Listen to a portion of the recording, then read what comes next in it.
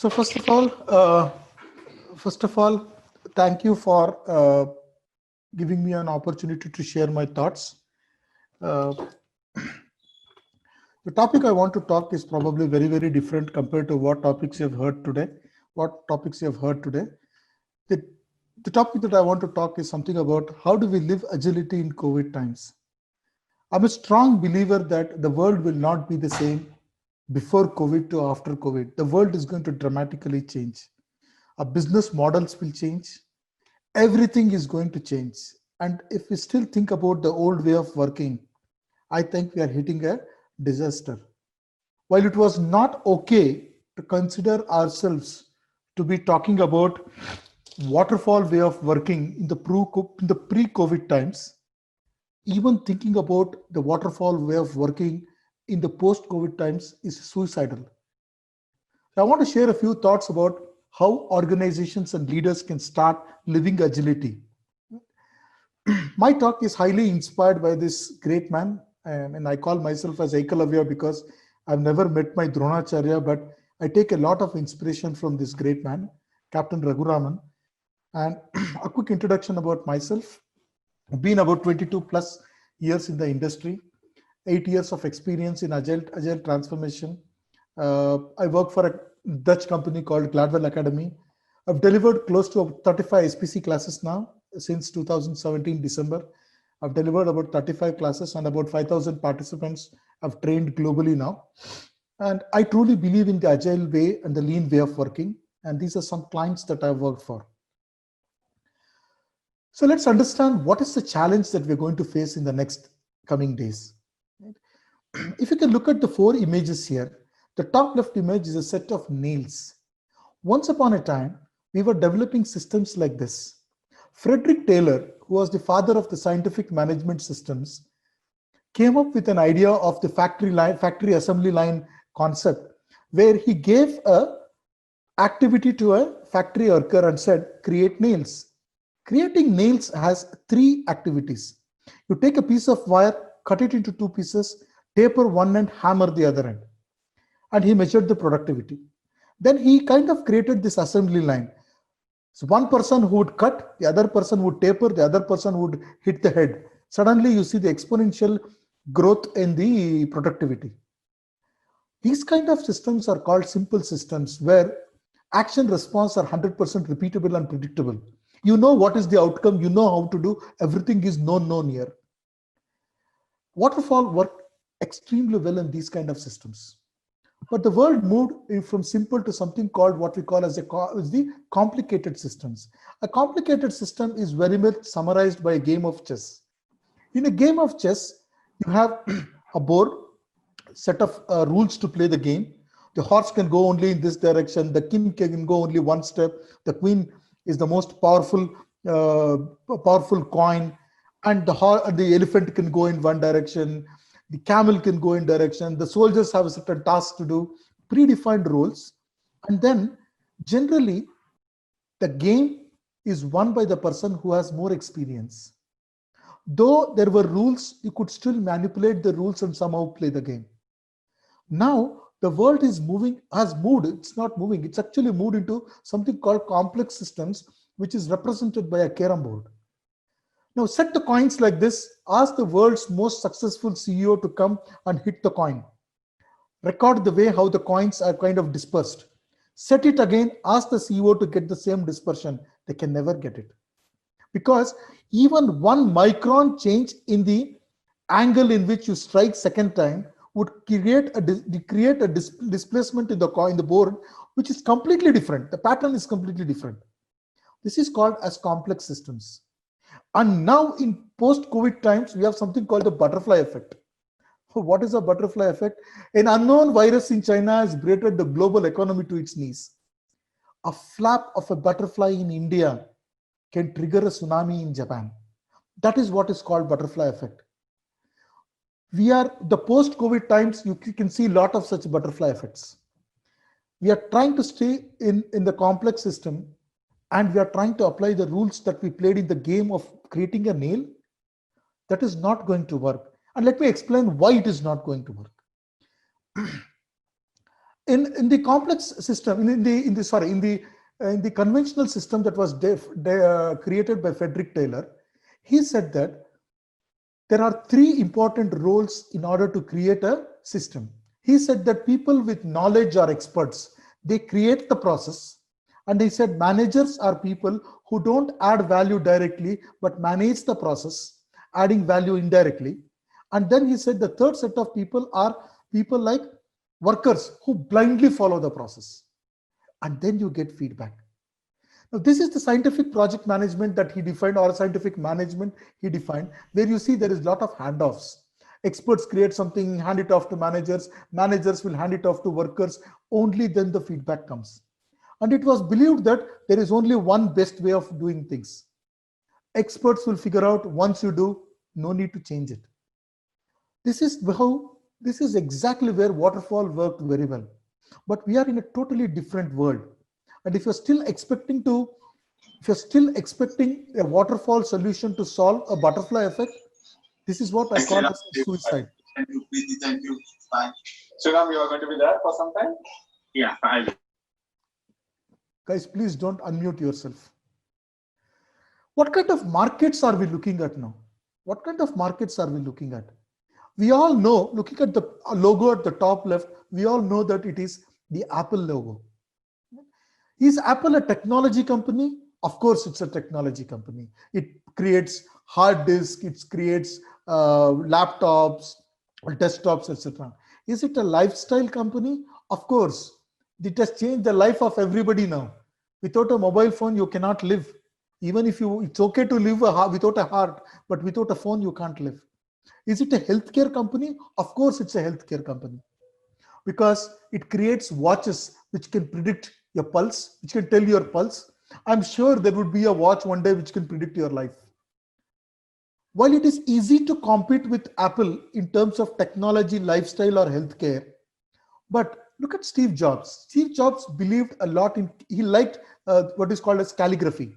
Hence, there is enormous focus on font and style in an Apple device.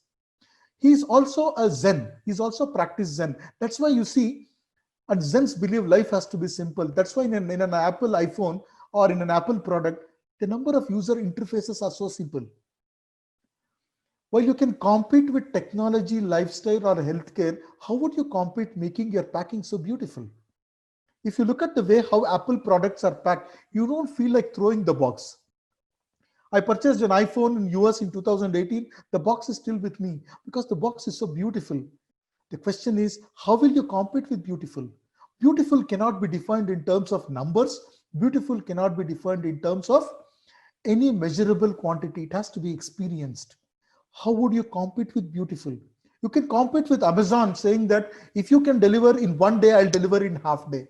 You can probably compete with Google to say that if your search is about 1/4 of a second, I'm going to do in 1/8 of a second. But how would you do with beautiful? The world is completely changing. You will have to now compete with products where experience matters a lot, not just the product quality. Let's talk about another aspect here. What kind of challenges will the organization see in the post-COVID world? Right? I don't know how many of you have learned about the next big change that the world is seeing. It's called quantum computing. Now, what is quantum computing? Let's first talk about the cloud. The cloud today has 400 million gigabytes of data. Right? Cloud has 400 million gigabytes of data. This is a number that was picked up in 2018. I don't know what is the number as of today. It so happened in December 2015 in San Bernardino, a couple picked up a gun and started firing at people in a party. 12 people died, but 14 people were injured. The FBI came in later and neutralized these two terrorists. They recovered an iPhone from them. They took it to Apple and said, why don't you unlock this phone for us? Apple said it is not possible. FBI filed a case against Apple in the court of law because Apple believes in user privacy. Today we are not, though we are one company, though we are a company in India, we may have users across the globe. Now, how are you going to manage the national security versus user privacy? The leaders and the organizations have to face a lot of such battles coming tomorrow. and we are still asking the customers and the product owners to give requirements. What kind of world are we in? Look at quantum computing.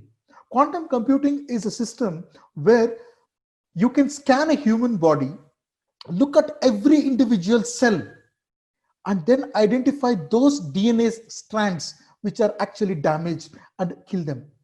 Which means to say that there is a possibility of a cure for cancer at a cell level.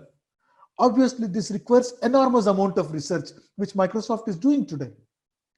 120 billion years is required to hack your RSA-204 security code. Quantum computers can do it in 100 seconds. On one side, we see a huge advantage in the next level of computing. On the other side, we see a huge data security issue as well. How are we going to solve these problems? Time only will tell. This is the kind of future we are heading to. This is the kind of challenges as organization and engineers that we will face. Right? Look at this picture.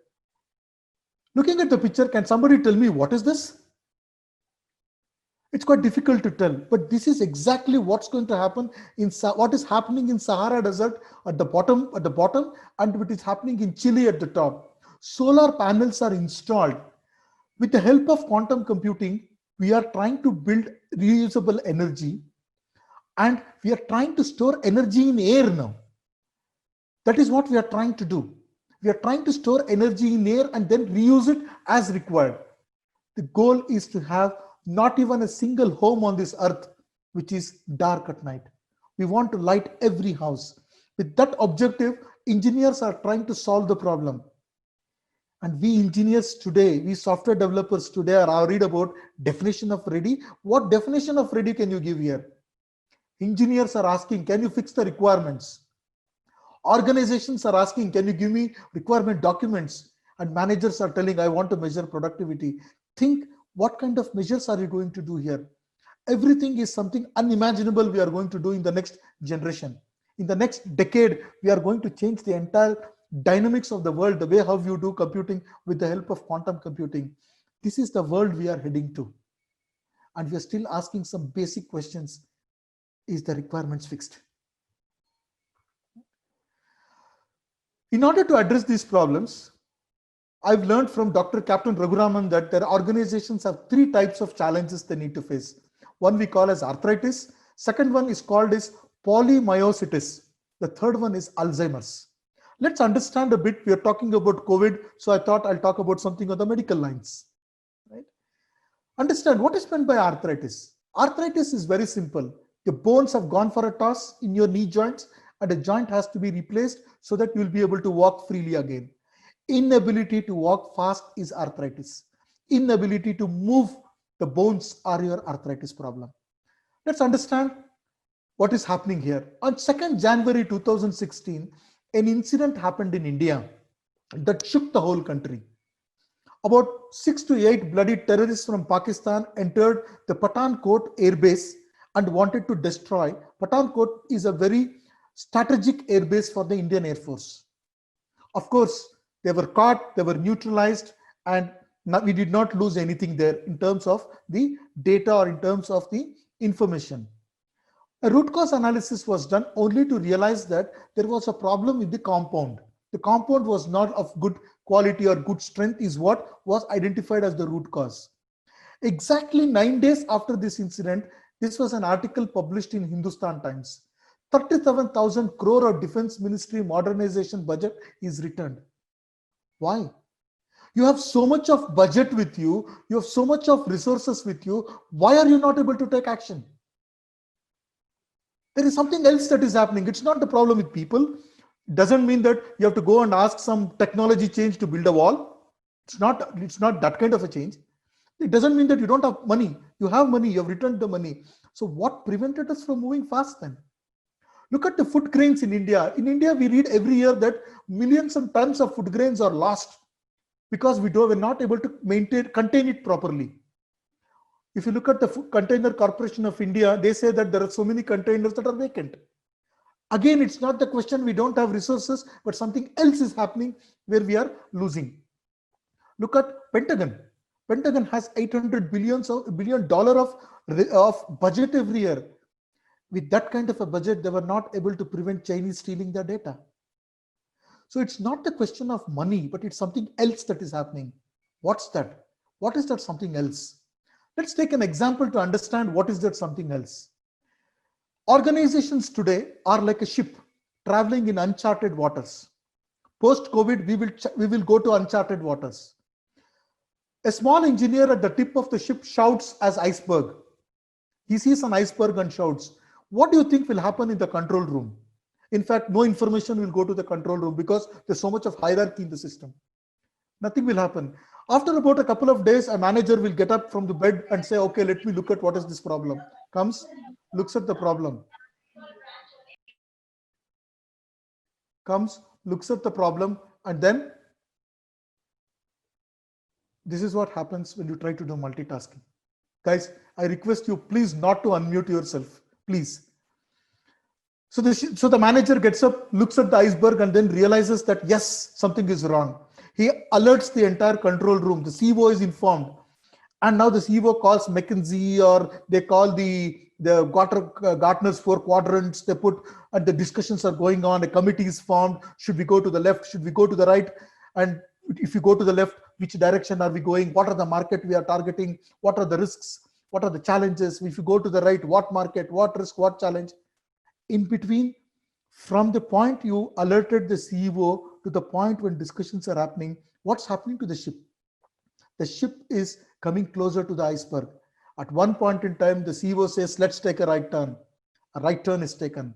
The nose of the ship misses the iceberg, but the butt of the ship hits the iceberg. What happens when the butt of the ship hits iceberg? Water starts gushing inside. And there is a panic that is there everywhere in the organization. CEO is concerned and the management says, don't worry, we have already handled these kind of waters before, we will do it. And now what has happened? Imagine the left, in the behind portion, the left is inside the water, right is above the water.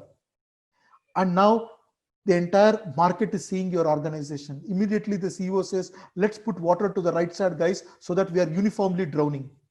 Now they put water, there is a lot of drag, and then the organization says, let's move to the right. Now you start measuring productivity, and you say that the per kilometer fuel that is required to travel is much more than what it was before. And then you tell, SAFE doesn't work in our organizations. The problem is not with SAFE. The problem is with your ability to take decisions. This is what we call as organizational arthritis. This is what happens when you cannot take decisions quickly in organizations. Time has come for us to start taking decisions quickly.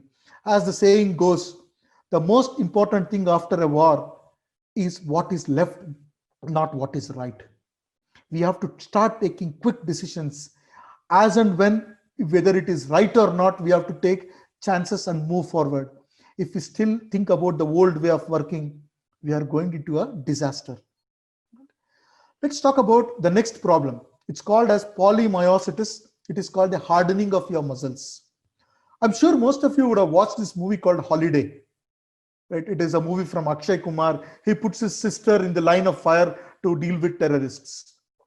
And in this movie, he makes a very important statement. He says that if you really want to control terrorism in the country, you need to eliminate sleeper cells. Now, what is the sleeper cells? The picture on the right-hand side is the network of terrorism. Each bright spot is something like a small area of focus that they have. And sleeper cells are the people connecting to the network. If you go eliminate a leader in a bright spot, a new leader is born. However, if you eliminate the sleeper cells, communication is gone. With communication, cash flow comes to a problem. At that point in time, these terrorists have to come out of the hole, and it is easy to hit them. And he says that it eliminates sleeper cells. That's exactly what is happening in organizations. We do not allow the network to happen. We have created so much silos, and we love to live in silos. Time has come for us to realize a virtual organization like an agile release train, where all people with different categories come together with a common objective and then work together. Then you can be able to make it a success. Let's take an example of how this is working in reality today. Bill Gates and Paul Allen created Microsoft, and Paul Allen saw the computing power, Bill Gates saw the software power. They together created a vision saying that every desktop and every computer will have only one uh, desktop, that is Windows desktop. They also partnered with Adobe and Autodesk, independent vendors. They partnered with HP, Dell, and Lenovo, the hardware manufacturers. They also partnered with Best Buy sellers. They kind of partnered with them. They were friends everywhere for Microsoft. But after Bill Gates, somebody else took over, Steve Ballmer took over, and realized that they were no more friends. They all became enemies. Microsoft wanted to kind of become one entity that can work independently, trying to solve all global problems. It is not possible, guys.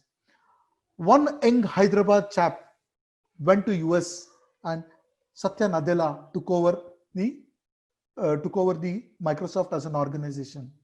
And Satya Nadella saw two important things. He said the key to everything is empathy. The key to everything is empathy, because if you cannot empathize with your customers, you cannot really understand their unstated needs. And he said that the industry doesn't care of any tradition, doesn't respect tradition, it only respects innovation. He started thinking, can I make my friends not enemies but frenemies? Definitely he has created a lot of frenemies now. Microsoft has joined hands with Google. Microsoft has joined hands with Dell, Apple, Linux, Samsung, Bing, Yahoo, Adobe, and Amazon. Microsoft works with Dell in a very different way. When Microsoft created their own laptops called Surface, they told Dell, "Can you sell your laptop? Can you sell our hardware also with your distribution?"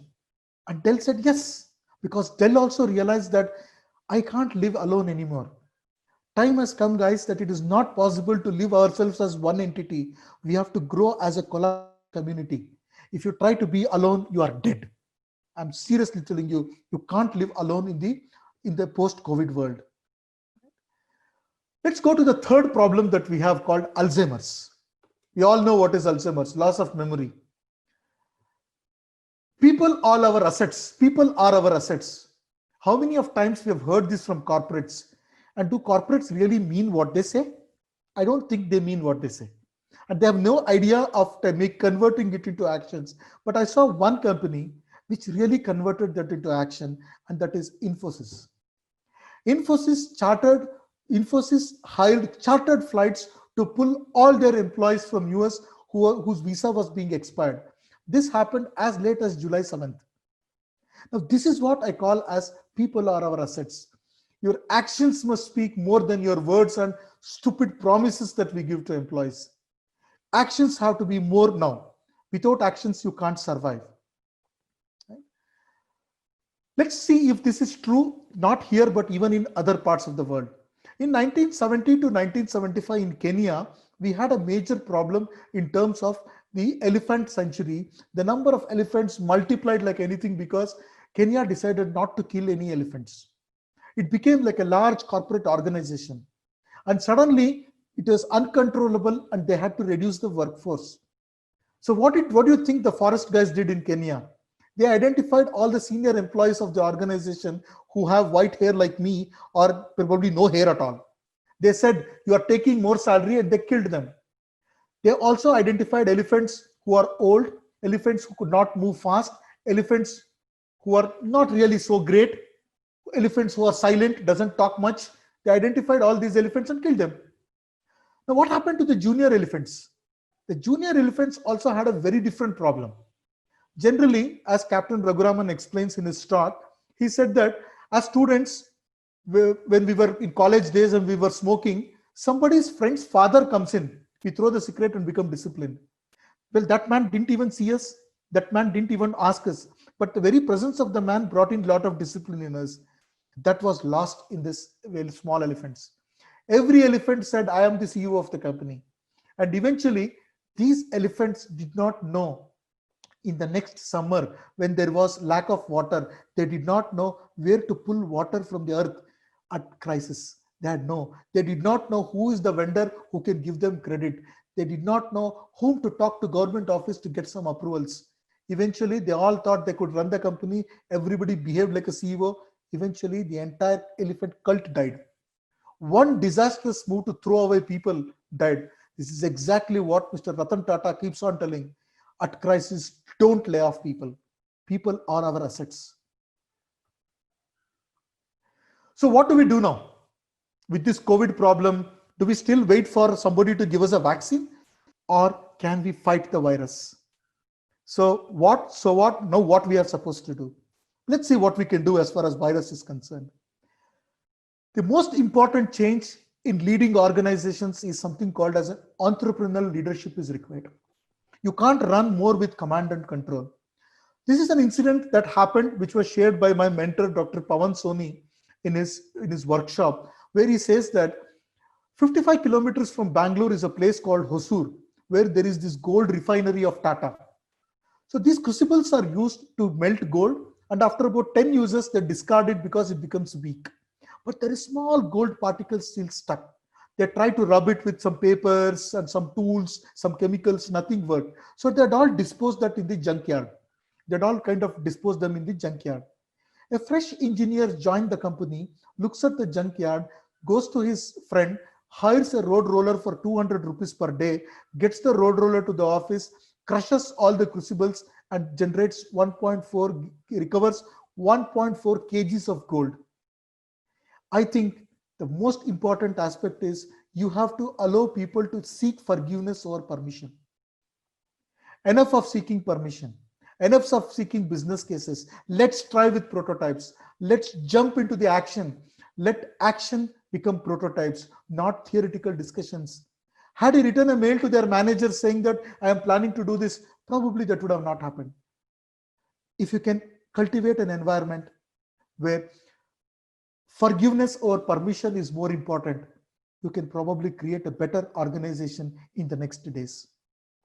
So what should leaders do then? They have to behave like gardeners. You don't have to lead the organization now. You have to garden the organization. I call it as gardening the organization because this has to become a continuous tense now. What does the gardener do in that case? The gardener makes sure that there is proper environment for the plants to grow. The gardener makes sure that there is enough sunlight. The gardener makes sure that there are no pests. There are a lot of pests in the organization and you need to remove them. Otherwise, you can't run post-COVID times. Literally, you have to throw them out. If they're a pest, you have to throw them out.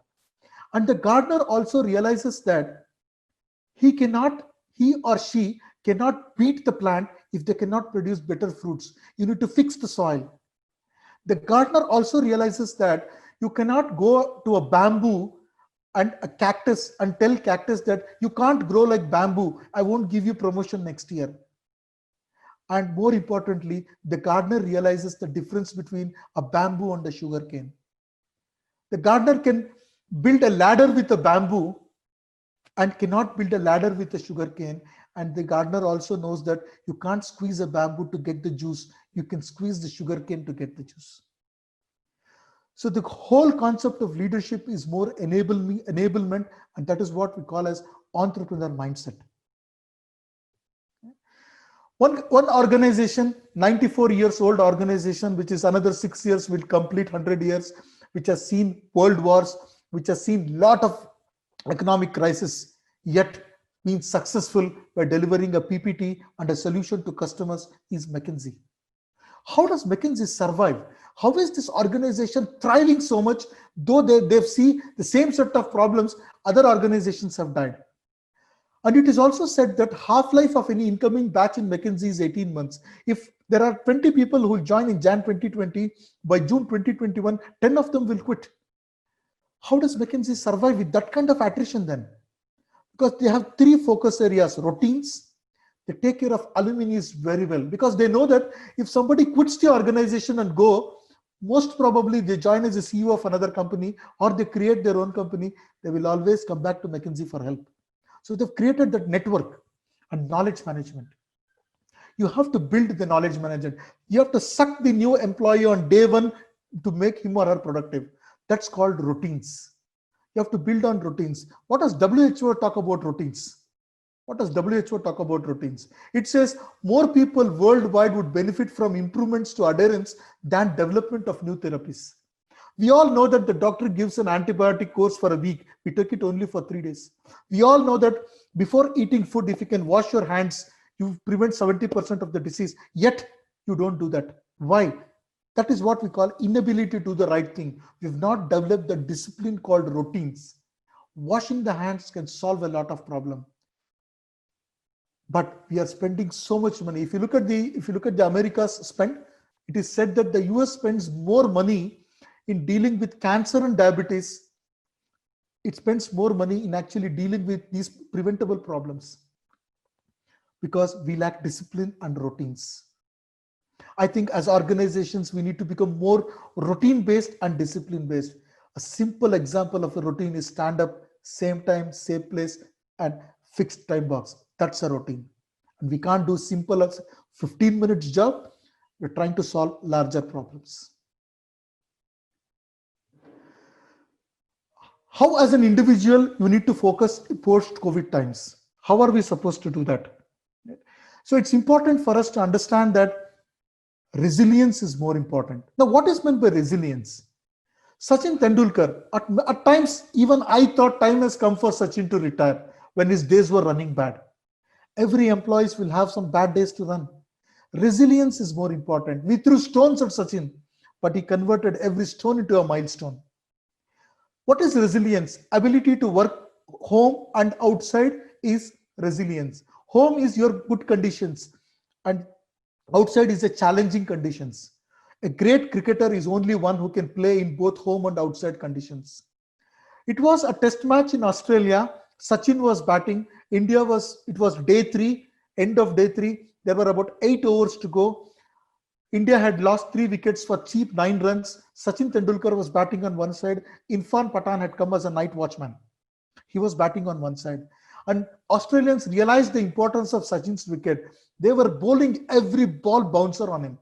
Sometimes it used to hit his hand, legs, thighs, helmet, but he did not even hit one shot for a 4. He said, hanging in there is more important. Now that defines the difference between a class player and a pretender. If you are a pretender, you can't control your emotions. You can't play for the greater cause of the nation. You would try to do something stupid, and that defines the difference between class and pretender. Longevity is important. Think of long-term plans. Invest on your career. Invest on your career. If you are a software engineer, just don't do software engineering. Try to learn different skills. Eventually, that will make you more creative. Attitude wins simple things. Ability does complex things. This is what Harsha Bhogle repeatedly tells in the game of cricket. You may have a great ability. Sachin Tendulkar and Vinod Kambli came together. Both had a great ability, but it is Sachin's attitude to do simple things helped him, because consistently doing simple things will win you more matches than doing complex things. To hit 6 runs to win a match, you don't have to hit a sixer. 6 singles can still win you the same game. Failure is not fatal. If somebody feels that you are unfit in the organization and throws you out, don't worry about it. Focus, because that's not a fatal. There are 1,000 million opportunities for us to come back, rebound. Be resourceful, not just a resource. Don't call yourself a software developer. Call yourself as an engineer. Required test, required architect, required document. Do everything.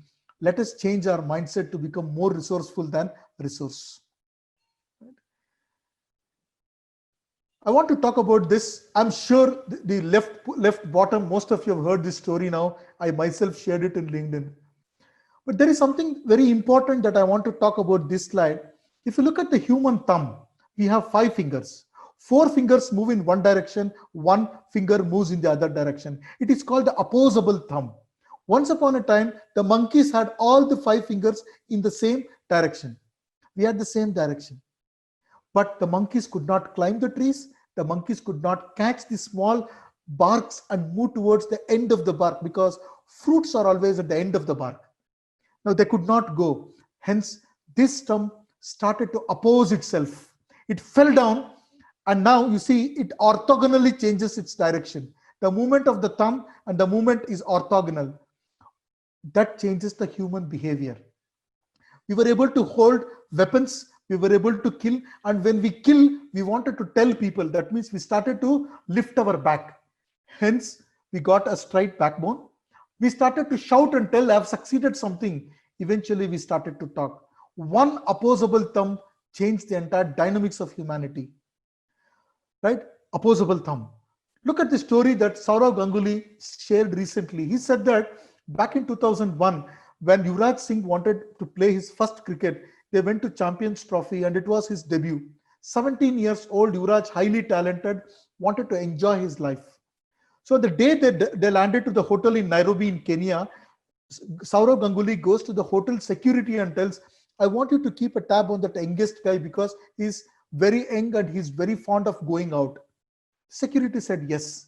7:30 p.m. Ganguly realized Yuvraj was not at the one day before the game. 7:30 p.m. Ganguly realized Yuvraj was not in his room. He comes to the ground floor, asks the security guy, tell me which is the most famous pub in Kenya, in Nairobi. So he takes the security guard with him and he sees Yuvraj having dinner in one of the nightclubs. He comes silently, sits next to him. They finish the dinner. He takes him back to the hotel and at 9:30 he gives him a call and asks him, is everything fine? 10:30 he again calls him to check. He's not run away again. On the other hand, you have Rahul Dravid, who is most meticulous person in the world according to Saurav Ganguly. If Rahul Dravid says 7:30 I'll be at the breakfast table, I'm going to take some fruits, I'm going to eat a juice, fruits, an omelette, and I'm going to carry an apple with me when I board the bus. Invariably it will happen. As organizations, you have people who are like Yuvraj Singh, you are people who have like Rahul Dravid. You need both of them. As leaders, you have to learn the art of balancing the opposable thumb.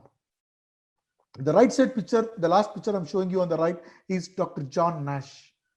Dr. John Nash was suffering from a disease called as schizophrenia. And this is a disease where you imagine characters and you live with them. Right? He was living two lives. But he was such a brilliant genius that he earned a Nobel Peace Prize in economics and mathematics. As leaders, don't tell my way or highway, gone, your organizations will die. We need to learn the art of dealing with the opposable thumbs. You have to live with decisions and problems together. That's when we can innovate. We can't find solutions to problems quickly anymore. We have to learn the art of living with the problem for a longer duration of time. And that's the philosophy of lean. Decide as late as possible. That was the end of my presentation. If there are any questions, I can answer. Thank you, Anand, for that. Guys, audience, any questions?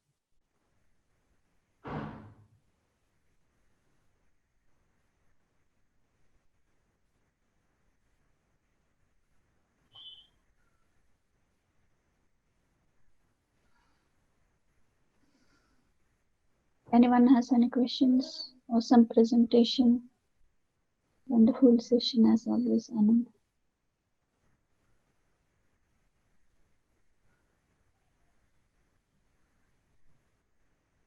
Just put some questions to him, no?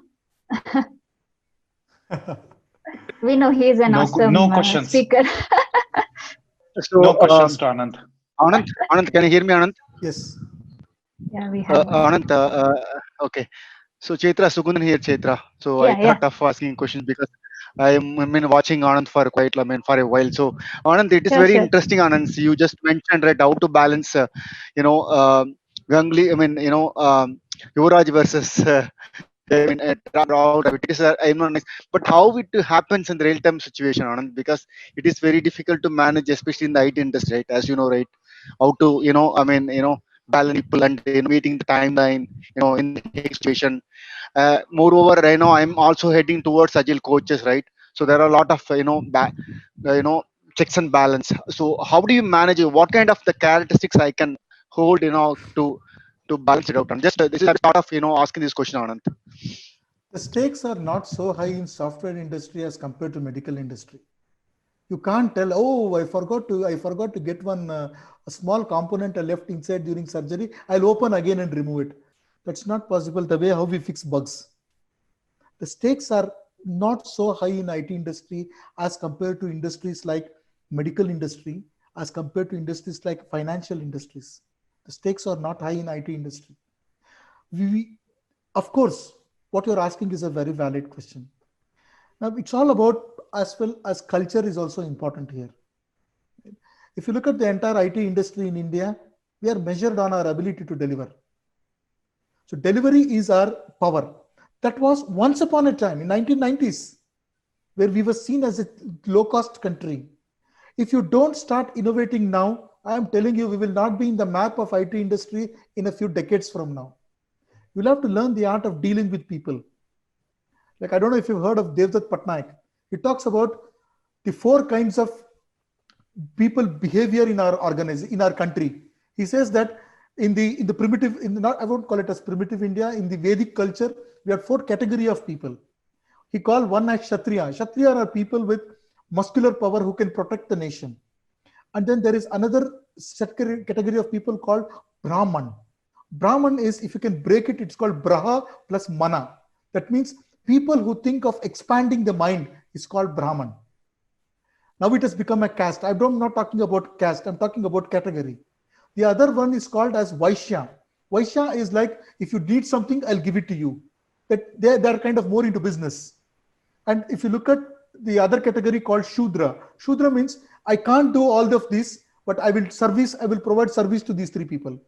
This was the organizational structure we had. Now what has happened? The dynamics have changed. The Kshatriya says that, hey, Kshatriya tells a Shudra that, hey, if you listen to me, I will protect you. And as an agile coach and as an agile trainer, I tell organization, guys, let's expand the mind, which means that you have to move to an uncomfortable zone. There is some bit of risk in it. Who wants to take risk in today's life? Nobody wants to take risk. So what happens? They will tell, okay, let me listen to what the other guy says. Over a period of time, we were all becoming Shudras only. We love to do what others tell us. Guys, it's high time that we start innovating. For this, we have to change the culture. And who can change the culture? Everybody in this meeting should change the culture. Cultural change doesn't come from top. From sky, it doesn't fall. Each one of us should make these small changes. Over a period of time, the cultural change comes in. As long as we are thinking of delivering something what people say, we can't change this. Everybody should start thinking of taking risk, trying to innovate. Then you see the world will definitely change. I'm talking about India at least, not the world. Very nice. Yeah. Thank you, Anand. And any more?